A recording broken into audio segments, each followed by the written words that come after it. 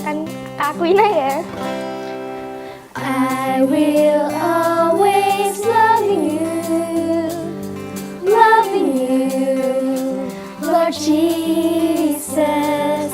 I will always loving you,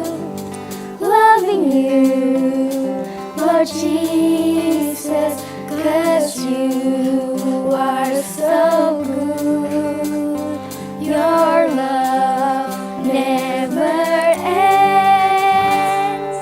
I love you with all my might, with all my strength. I love you with all my heart and soul.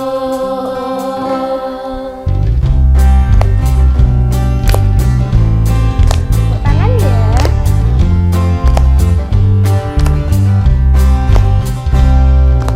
I will always loving you, Lord Jesus. I will always loving you, Lord Jesus, 'cause you are so good. Your love never ends. I love you with all my might, with all my strength. I love you with all my heart and soul.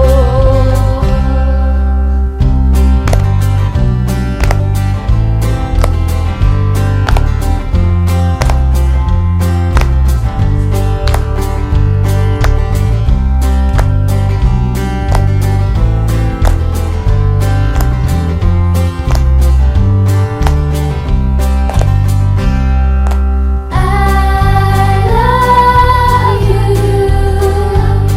with all my might, with all my strength. I love you with all my heart and soul, with all my heart and soul, with all my heart and soul.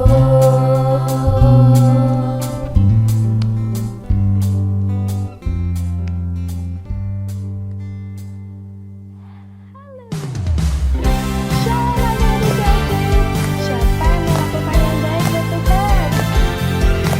Ayo kita puji Tuhan dengan lagu lakukan yang baik ya.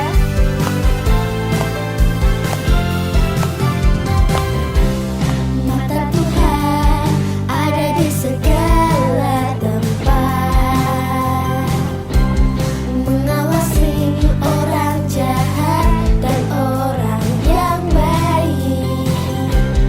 Hati-hati dengan semua yang kau buat.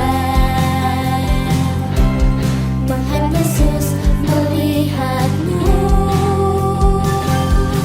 Ayo lakukan yang baik, ayo lakukan yang benar, karena Tuhan melihat semua yang kau lakukan.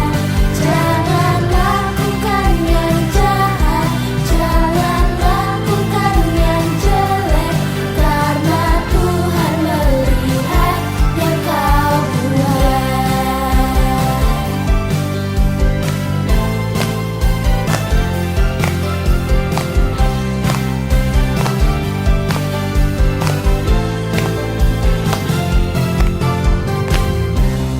Mata Tuhan ada di segala tempat, mengawasi orang jahat dan orang yang baik. Hati-hati dengan semua yang kau buat. Tuhan Yesus melihatmu. Ayo lakukan yang baik, ayo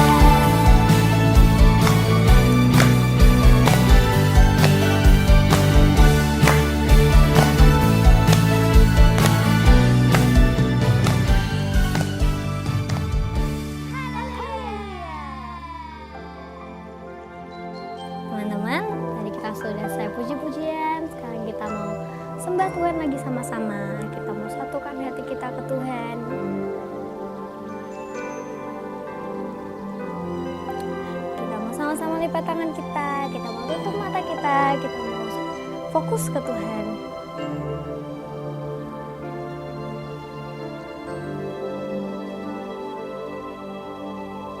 Sama-sama kita mengatakan, This is my love song. This is my love song for Jesus. For Jesus. This is my love song. This is my love song for Jesus. For Jesus. I will worship Him in spirit and truth. I will worship Him with all my heart. I love Jesus.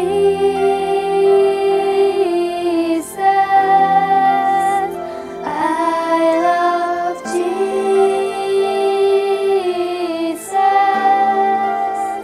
I love Jesus forever and ever.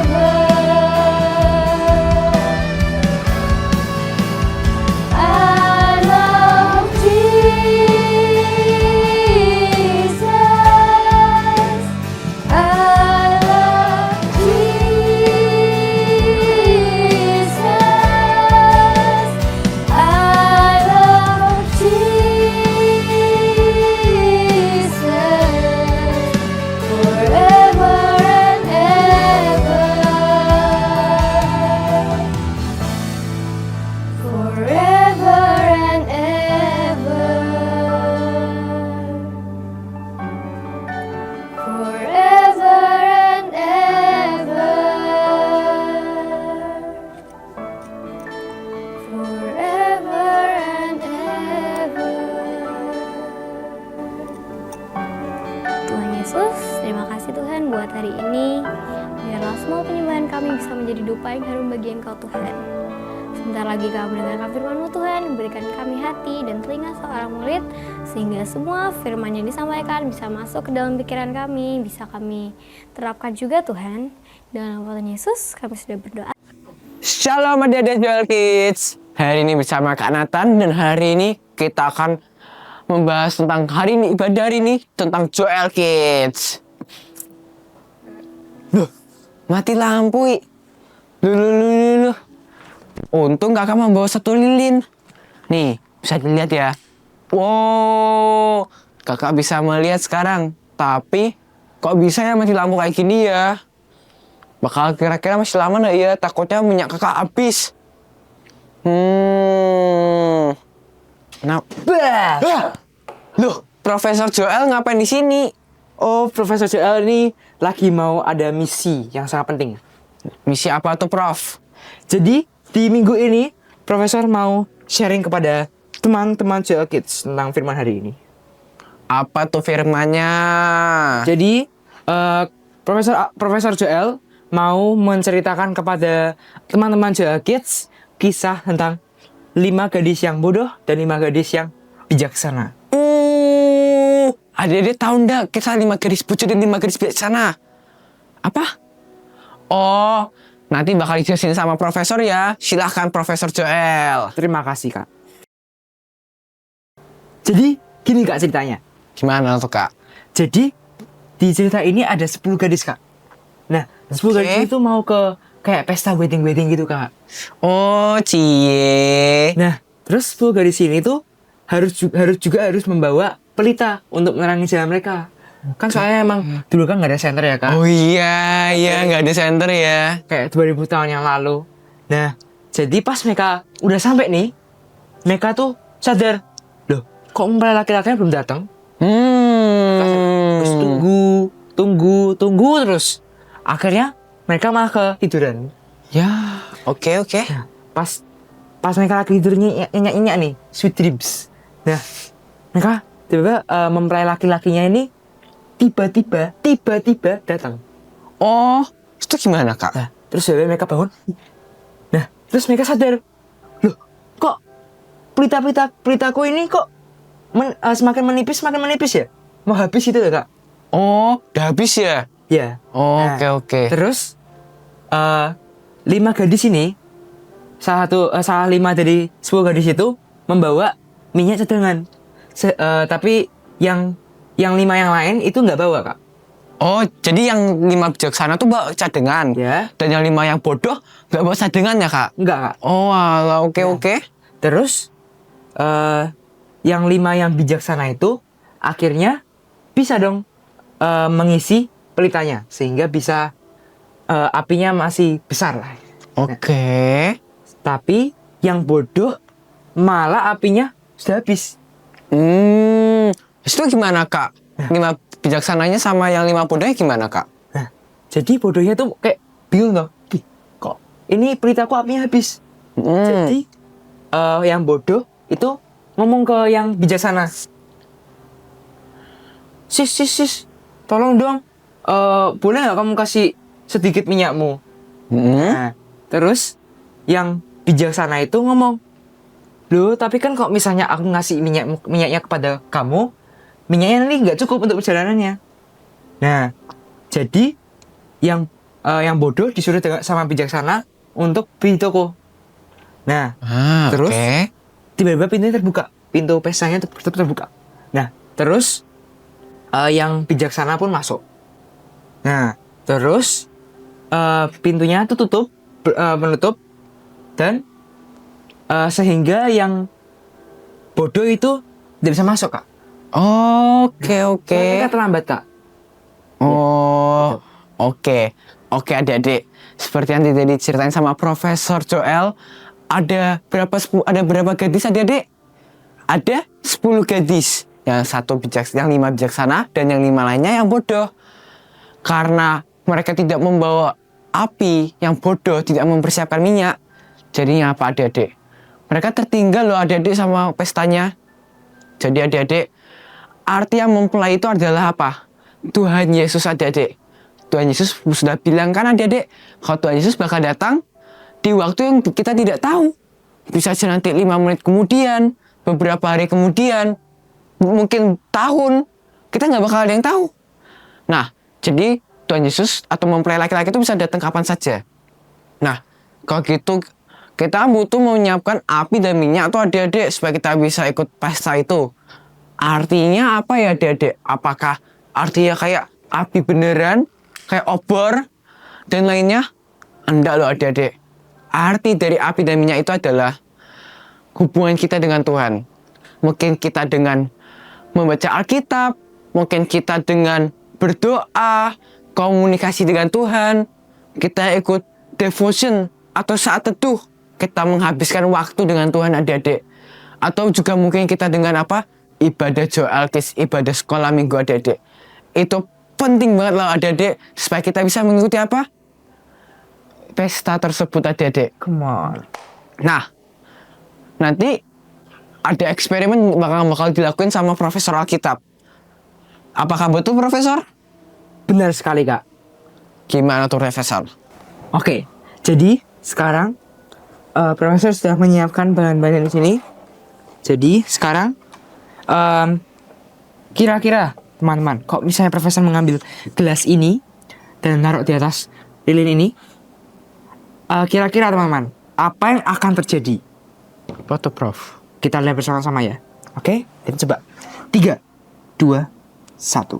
Widih. Kayaknya airnya masuk ya. Langsung naik. Piye tuh Prof? Kok bisa ya? Nah, itu pertanyaannya. Kok bisa airnya bisa masuk ke dalam gelas ini? Jadi teman-teman, tekanan dalam gelas ini tuh sangat rendah teman-teman. Dan kalau misalnya tekanan di luar sini tuh sangat tinggi. Nah, saat ditutup ini gelasnya, untuk menyeimbangkan tekanannya, airnya harus masuk ke dalam sini. Jadi ada tekanan masuk ke dalam sini. Oh alah. Ya. Kayak gitu ya Prof? Iya. Nah adik-adik, kakak juga pengen cerita mengenai eksperimen ini loh adik-adik. Kalau misalnya tadi api kita mati, toh apa yang bakal terjadi adik-adik? Ini bayangin airnya ini seperti hal-hal yang buruk adik-adik. Nih bisa dilihat tadi, pas api yang tadi mati, airnya masuk dan hal-hal yang buruk masuk dalam hidup kita. Tapi kalau misalnya kira-kira nih, kalau misalnya apinya terus nyala, bakal nggak sih hal yang buruk bakal masuk dalam hidup kita?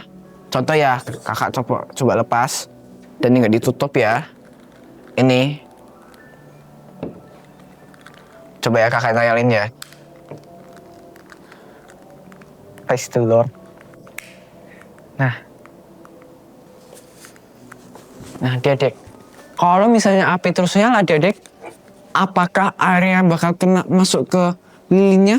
Apakah hal yang buruk akan masuk dalam hidup kita? Tidak bakal loh adik-adik. Tapi kalau misalnya kita tutupin dengan gelas dan apinya bakal kehilangan, bisa dilihat kayak tadi, apinya mati dan airnya masuk. Seperti itu adik-adik. Hits, Kak Stevi mau menyambung nih dari apa yang dikatakan Kak Nathan tadi. Kak Nathan sama Profesor Joel tadi berkata apa adik-adik? Untuk menjaga api. Betul sekali adik-adik. Sebelum Kak Stevi lebih lanjut lagi, yuk Kak Stevi ajak kita semua, adik-adik semua untuk baca Alkitabnya ya. Di Roma 12 ayat 11. Semuanya sudah buka Alkitab belum? Nih Kak Stevi aja bawa Alkitab. Ayo kita baca bersama-sama ya. Di Roma 12 ayat 11. Janganlah hendaknya kerajinanmu kendor. Biarlah rohmu menyala-nyala dan layanilah Tuhan. Sekali lagi ya, kita baca bersama-sama di Roma 12 ayat 11. Janganlah hendaknya kerajinanmu kendor, dan biarlah rohmu menyala-nyala dan layanilah Tuhan. Adik-adik, di Roma 12 ini dikatakan apa sih adik-adik? Biarlah rohmu menyala-nyala. Artinya apa adik-adik? Roh api itu seperti roh kita adik-adik yang ada di dalam hidup kita. Apakah hari-hari ini roh kita sedang padam? Atau roh kita sedang berkobar-kobar, berapi-api dalam melayani Tuhan? Adik-adik jawab sendiri ya pertanyaan ini dalam hati kalian. Kak Stevi mau membreakdown ini. Bagaimana, mengapa sih api dalam hidup kita kok bisa padam? Ada beberapa poin yang kita pelajari adik-adik. Mengapa api itu dalam hati kita bisa padam? Yang pertama adalah kita sudah tidak ada lagi korban. Sudah tidak ada lagi apa jadi? Tidak ada lagi harga yang dibayar. 5 gadis bijaksana mau membayar. 5 gadis bijaksana membeli adik-adik minyak cadangan itu. Tapi apa yang dilakukan oleh 5 gadis bodoh? 5 gadis bodoh itu pergi dengan hanya membawa pelitanya saja, tanpa membawa cadangan. Ketika kita membeli, itu kita kayak membayar sesuatu adik-adik. Kalau kita nih beli permen di toko, kita kan bayar. Itu adik-adik, kenapa sih api di dalam hati kita sudah mulai padam? Karena sudah nggak ada lagi korban di situ. Sudah nggak ada lagi harga yang dibayar. Yang kedua, mengapa ya api dalam hati kita padam? Yang kedua adalah adanya kemarahan atau iri hati atau pahit dalam hidup kita, adik-adik. Kita bisa belajar dari tokoh apa sih? Kain dan Habel. Kain mempersembahkan korban bakaran, namun tidak diindahkan Tuhan. Yang diindahkan Tuhan korbannya siapa? Habel, hati-hati, betul. Dan itu membuat Kain sangat marah. Hatinya dipenuhi oleh kemarahan. Bahkan Tuhan sudah memperingatkan loh. Dia ngomong gini, hai Kain, mengapa kamu marah? Ingat, dosa sudah mengintip di depan pintu. Tapi Kain tidak dengerin. Kain biarkan amarah itu menguasai hatinya. Sehingga apa yang terjadi adik-adik? Ketika amarah itu menguasai hatinya, api yang berkobar dalam hidupnya dia mulai padam. Yang kedua, kenapa api yang dalam hatimu bisa padam? Karena kau membiarkan amarah menguasai hatimu. Yang ketiga, paling utama nih adik-adik sebenarnya, ini menyangkut dengan poin 1 sama 2 tadi. Kenapa sih api dalam hidup kita bisa padam? Yang ketiga adalah terputusnya hubungan antara kita sama Tuhan. Ketika hubungan kita sudah gak connect sama Tuhan adik-adik, yang jahat bisa masuk. Tadi kita sudah lihat dibantu sama Profesor Joel. Ketika api itu padam, apa yang terjadi? Sekeliling, cairan biru sekeliling tadi bisa masuk ke dalam gelas. Kalau api di dalam hidup kita padam, semua yang jelek, amarah, apa tadi, kepelitan, kemalasan, itu akan masuk. Semua roh yang jelek itu akan masuk dan menguasai hati kita, adik-adik. Karena apa? Putus hubungan kita sama Tuhan. Seperti ini loh adik-adik. HP kita kalau baterainya habis dan kita tidak cas, kita bisa menggunakan enggak? Ini hanya akan jadi bongkahan benda biasa. Karena apa? Enggak ada sumbernya. Enggak bisa nyala, enggak bisa berfungsi untuk apa-apa. Yang ada apa? Ya udah, enggak bisa berfungsi buat apa? Ya udah dibiarin aja. Kalau hidup kita gimana adik-adik? Ketika kita terputus hubungan kita sama Tuhan, apa yang akan terjadi dalam hidup kita? Gak akan keluar apa-apa. Gak akan bisa dipakai juga. Nah, kita sudah belajar 3 poin. Kenapa sih api dalam hidup kita bisa padam?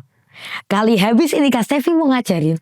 Kita mau belajar bersama-sama bagaimana cara kita untuk menjaga api itu.